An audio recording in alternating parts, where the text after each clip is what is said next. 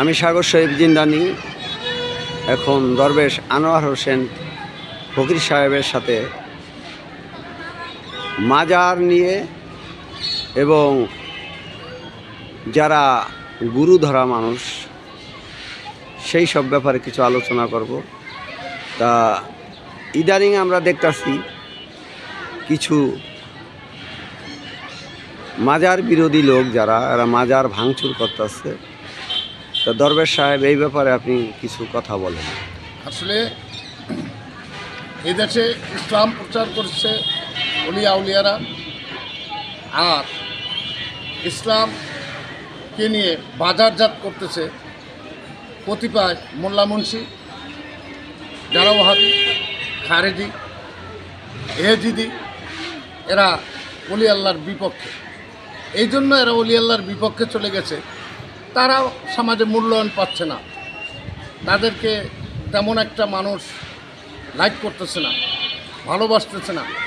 তাই এরা দেখলেও মাজারে আসলে কোটি কোটি টাকা পড়ে, মাজারে চিহ্নে ছাড়াত হয়, গরু ছাগল মরিচ দেয়। এরা এই জন্য মাজারগুলোর উপরে উঠে পড়ে লাগছে।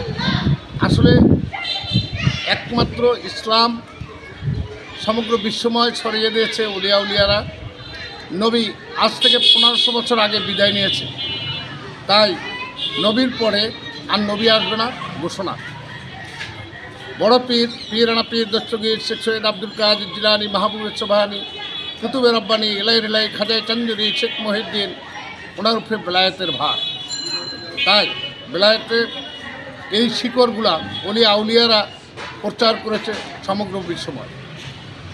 বিশেষ করে এশিয়া মহাদেশ আমরা ধর্মবিরু লোক, তাই ওলিয়া উলিয়ার দরবারে শতকরা 95 জন লোক আসে, আর মোল্লা মুন্সিদের কাছে তেমন কোনো লোক যায় না। তাই মোল্লা মুন্সিরা হিংসা, নিন্দা করে এবং বিদ্বেষ পোষণ করে ওলিয়া উলিয়াদের মাজারগুলা ভাঙতেছে।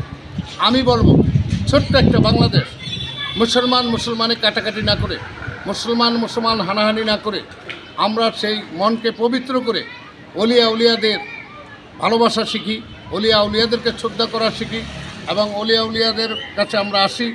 তাহলে আমরা এই মাজার ভাঙা কাজ থেকে বিরত থাকা উচিত।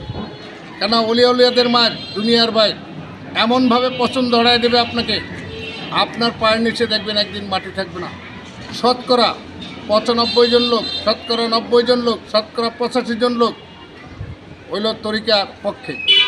আপনারা যারা তরিকার বিপক্ষের লোক, আপনারা মাজার ভাঙতেছেন, আপনারা নিজেরাই জানেন না সারা বাংলাদেশে আপনাদের কতটুকু মূল্যায়ন আছে, আর আহলেবাদ বা সুফিবাদের লোকের কতটুকু মূল্যায়ন আছে। এই জিনিসগুলো আপনারা যাচাই বাছাই না করে আপনারা মাজারগুলো ভাঙতেছেন। আমি চাই না আপনারা ওলিয়া উলিয়াদের উপরে এরকম হাত দেন, আপনারা চিরতরে বাদ হয়ে যান। আপনারা নিজেরাই কি করতেছেন, নিজের পায়ে নিজে কুড়াল দিতেছেন। ওয়াহাবি, খারেজি এবং এজিদি, এই সমস্ত নামদারি মুসলমান, নামদারি জুব্বা টুপি লাগাইয়া দেশকে একবারে অস্থির করে তুলছে। আমি আপনাদেরকে নিষেধ করব, আপনারা এই হানাহানি বাদ দেন, মাজার ভাঙ্গার কাছ থেকে বিরত থাকেন। তাই আসেন সকল মানুষ একত্রে কাঁধে কাঁধ মিলিয়ে এই পবিত্র ঈদে আমরা একত্রতা ঘোষণা করি, বাংলাদেশকে রক্ষা করি, আমার মাতৃভূমিকে রক্ষা করি। আমরা আর কাটাকাটি রক্তের বন্যা চাই না। তাই এই বলে এখানেই সমাপ্ত রাখছি। আসসালামু আলাইকুম ওয়া রাহমাতুল্লাহি ওয়া বারাকাতুহু। ইয়া মুর্শিদ ওলি আল্লাহ, ইয়া মুর্শিদ ওলি আল্লাহ, আমিন সুম্মা আমিন।